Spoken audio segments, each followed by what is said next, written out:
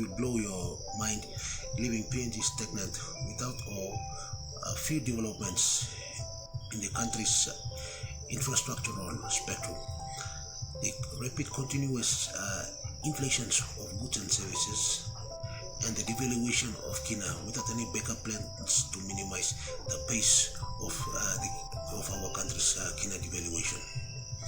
There are evil people sitting right in the midst of our government system and are manipulating the system, and that has been going on, and they are still inflicting ill advices to our government, and that has led to instability of our country's economy and social well-being.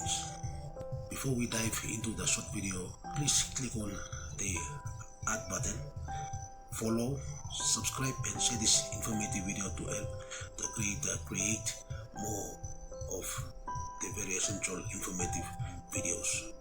Without any further ado, let's dive straight into the video. First, the loans are never sufficient to complete any major project.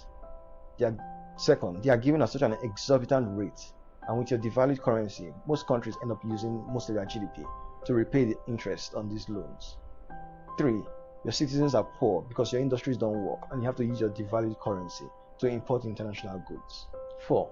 Your devalued currency means it takes a whole lot of money to invest in industries, and so not many locals can afford to set up industries, so you eventually have to turn to international companies to come and set up these industries in your country. And who owns these international companies? The West, who step in, set up these industries, and end up repatriating all the profits to their countries. 4. If you don't have the capital to process your resources, you have to sell it, and you have to sell it cheap to them, and then they process it and sell you the finished goods. 5. Whenever they need cheap labor, they can either come and produce in your country, or they will offer your citizens visas to come to their country, where they will use you as a workforce to undercut the wages of the indigenous population. Finally, your poor populations mean that there will always be the threats of unrest, and while you're fighting against each other, you're not developing. While you're fighting each other, the West remains ahead, and while you're fighting each other,